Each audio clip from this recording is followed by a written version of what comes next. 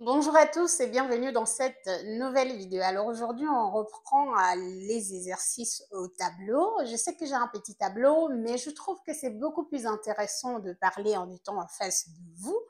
Alors, vous allez peut-être un peu excuser ma voix parce que j'ai un peu un souci à la gorge. Donc aujourd'hui, on va corriger l'exercice 4 du concours de EAMAG, le cycle ingénieur de 2021. Alors, c'était le dernier exercice que je n'avais pas fait l'année dernière. Comme c'est un exercice sur les fonctions, c'est un exercice qui peut aller très, très vite. Donc, je vous laisse suivre. On a trois questions, donc je n'ai pas rédigé toutes ces trois questions au tableau. J'ai les questions ici et je vais commencer par la première question que j'ai écrite ici au tableau. Là, on a la fonction f de x qui est égale à x ln de valeur absolue de x et on veut déterminer les variations de f et donner son ALU. Donc, pour la première, mais pour le début, on peut juste calculer la dérivée de la fonction f. Donc, on voit sa dérivée, ça fait x', ln de valeur absolue de x. Et la dérivée de ln de x, on va tout simplement avoir signe de x divisé par valeur absolue de x et de l'autre côté multiplié par le x. Alors, la valeur absolue de x peut encore être remplacée par signe de x fois x. Donc là, je vais tout simplement remplacer comme ça. Fois x. Donc, je peux bien simplifier les x. Alors, je veux dire, je n'ai pas besoin de définir. Et en plus, le domaine était déjà donné. Donc, c'est sur R étoile. Et donc, vous voyez, c'est sur R étoile parce que on est en valeur absolue. Donc, on peut trouver la fonction sur n'importe quel domaine de ceci. On est capable de calculer la fonction là. Et donc, là, je simplifie x et je simplifie signe de x. Donc, notre dérivée nous donne tout simplement ln de valeur absolue de x plus 1. Je vais trouver les valeurs qui annulent la dérivée. Donc, f' de x égale à 0, ce qui veut dire que ln de valeur absolue de x plus 1 égale à 0. Donc, voilà ce qu'on trouve. Ça veut tout simplement dire que ln de valeur absolue de x est égal à moins 1. Donc, ceci veut tout simplement dire que valeur absolue de x égale à exponentielle de moins 1. Donc, x est égal à plus ou moins exponentielle de moins 1. Donc, on a trouvé que la dérivée s'annule en trois valeurs et ces valeurs, c'est tout simple, en deux valeurs, pardon, x égale à moins exponentielle de moins 1 et x égale à exponentielle de moins 1. Donc, on va faire le tableau de variation de notre fonction. Je vais tout simplement effacer là et remettre ce qui annule la dérivée. Donc, on va faire le tableau de variation. Donc là, j'ai x, le domaine de définition là, qui est moins l'infini à plus l'infini. Là, on va placer moins exponentielle de moins 1. Là, je place 0. On va bien préciser le fait que la fonction n'est pas définie en 0. Et ici, je place exponentielle. Alors, peut-être je suis allée un peu très grand parce qu'on peut quand même faire pour délimiter et faire la courbe de l'autre côté. Donc, j'ai x. Là, j'ai moins l'infini. E de moins 1, 0. E moins 1. Alors, c'est moins, pardon. Et on a plus l'infini. Donc, la fonction n'est pas définie là. On a la dérivée de notre fonction. C'est ci qui annule la dérivée. Et ça qui annule la dérivée. Donc, si on regarde le signe de moins a à l'intérieur des racines et le signe de plus a à l'extérieur des racines. Donc, on peut faire le tableau de variation de notre fonction. On a tout simplement croissant, on a décroissant. Alors, donc, on peut regarder la limite de cette fonction à moins l'infini. Ça va nous donner moins l'infini ici. La limite en 0, la limite de cette fonction à 0, vous voyez la fonction moins l'infini, ça fait moins l'infini. Et parce qu'on aura ln de plus l'infini qui est plus l'infini multiplié par moins l'infini, donc on a moins l'infini. Et la limite en plus l'infini, vous voyez. Donc là, on a décroissant. Après, on a croissant. Et la limite en plus l'infini, vous voyez aussi, ça donne directement plus l'infini. Maintenant, la limite en 0, c'est ln de 0. Donc la limite ici en 0, ça nous donne tout simplement 0. Et de l'autre côté, c'est 0. Donc, il faut juste calculer l'image de la fonction en ces deux points-là. Donc, si on calcule l'image de la fonction, en calculant ici, vous voyez, on remplace f de moins 1, ça nous fait quoi? Là, ça fait moins e moins 1. Et valeur absolue de l'autre, à la fin, qu'est-ce qu'on retrouve? Parce qu'on va avoir ln de valeur absolue exponentielle de moins 1. De toutes les façons, on aura le moins 1 après, donc ça nous fait E moins 1. Et ici, on aura moins E moins 1. Donc voilà, on a le tableau de variation de notre fonction. Ce qu'il faut maintenant, c'est juste faire la courbe. Donc pour faire la courbe, je vais faire un dessin hyper simple ici. On a Y et on a X. Donc dans ces dessins, très rapidement, on peut regarder. On va de moins l'infini, on change en E de moins 1. Donc si on veut placer, là par exemple, supposons qu'on a 1 là, et on a 1 ici, et là on a moins 1. Donc là par exemple, ça peut être E de moins 1 ici. Et donc, pardon, moins E de moins 1. Et là, ça c'est E de moins 1. Et de ce côté, parce que c'est 1 sur E, donc ça c'est pour ça que j'arrive à 1 sur E, donc 1 sur 2,77, 72, 77, je ne me rappelle plus exactement. Et donc l'image nous donne ça. Donc ça c'est par exemple 1 là, et ça c'est moins 1. Donc l'image ici, ça nous donne E de moins 1. Donc là, ça c'est E de moins 1. Et l'image de l'autre côté, on devra aussi placer le E de moins 1 là. Donc ça c'est E de moins 1. Donc, je place les points où la fonction change de position. Et là, on a ce point-là. On a ce point. Et de ce côté, on l'a ici. On l'a là. Mais maintenant, le fait que la limite en 0, ce n'est pas vraiment défini en 0, je pense que c'est quelque chose qui est discutable. Mais la fonction n'est pas définie en 0, donc on a un peu quelque chose comme ça. Ça, c'est comme ça que moi, je représente. Donc, en gros, ça ne va pas vraiment jusqu'en 0, mais la limite, ça ne donne pas l'infini. Donc, on a quelque chose comme ça. On a une courbe qui va comme ça.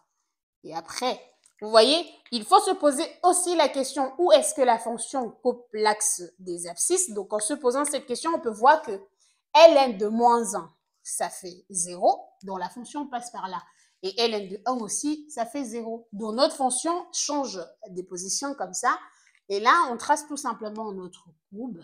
On a là, on a un truc comme ça qui va à moins l'infini. Et de l'autre côté, on part de là, on passe à la valeur qu'on a calculée. Ici, on va passer à 1 et on remonte, on va à plus l'infini. Donc, voilà ce qui est de la courbe de f. Donc, voilà CF. Donc, ça, c'est tout ce qui concernait la première question. Maintenant, pour la deuxième question, on veut étudier le signe de la fonction. Alors, je vais aller très vite. Donc, on a la fonction g. On a la fonction g de x qui est égale à f de x moins, alors je reprends là, f de x moins x. Donc, ça fait en gros x ln de valeur absolue de x moins x. Donc, ce qu'on demande ici, c'est de regarder le signe de la fonction, le signe de g. Donc, ce n'est pas une sorte de tableau de variation, mais on peut regarder. Donc, regardez si je factorise x fois ln de valeur absolue de x moins 1. On peut tout simplement s'en rendre compte ici que si on connaît le signe de ça et de ça, alors on va connaître le signe de notre g. Donc, pour cela, je vais faire un tableau de signes de g avec ces deux fonctions-là. Donc, j'ai x qui va là, donc on va moins l'infini, on fait bien le même tableau comme l'autre. Cette fonction qui s'annule en moins e et en e, donc j'ai moins e. J'ai toujours le 0 où on n'est pas vraiment défini. Donc là, c'est moins e, 0, e, plus l'infini. Donc on a ça. Et ici, on a, alors, on devait avoir d'abord x. Et maintenant, on va avoir ln de valeur absolue de x moins 1. Là, ln. Parce que c'est ça qui s'annule en e. C'est comme si, en faisant la résolution de moins 1 égale à 0, qu'on trouvait x égale à plus ou moins e. Donc, ceci, en faisant le produit, on obtient g de x. Donc, voilà, je fais ce tableau pour regarder mon g de x. Et alors, avant, on a moins pour x et après, on a plus. Mais maintenant, cette fonction, si je fais ça, alors je devais faire attention, ceci s'annule là, et ça annule aussi G, hein. Continuer là. Non, ça n'annule pas là. Ça annule ici et ça annule aussi G. Donc, le signe de moins A à l'intérieur des racines, on a moins et on a moins ici.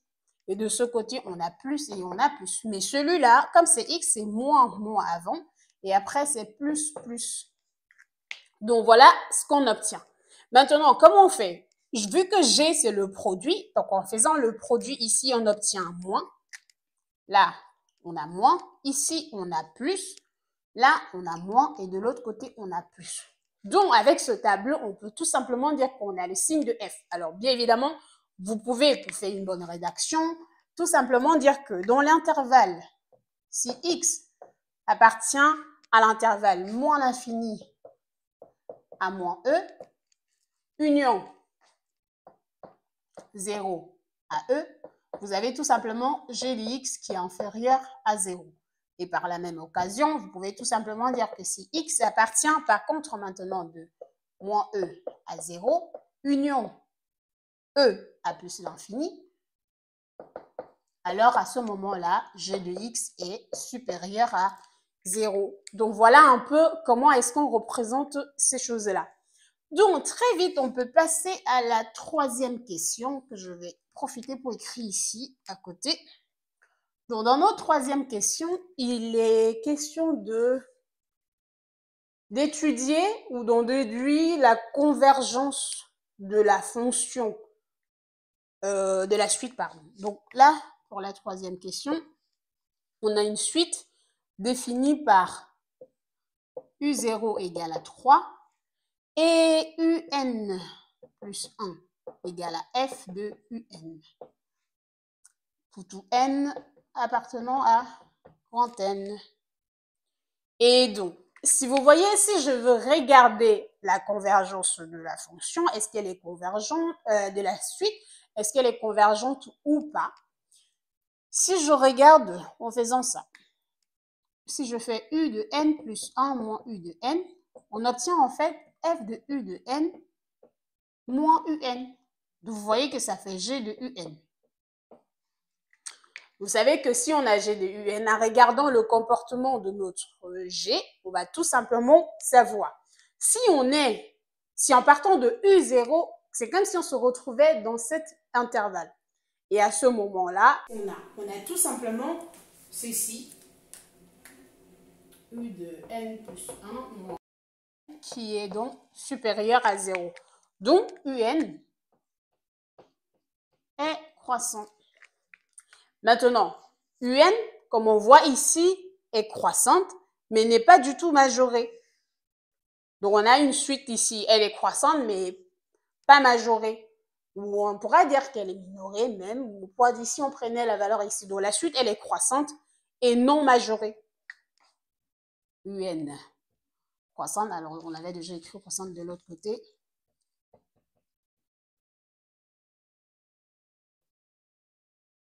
Donc, UN diverge.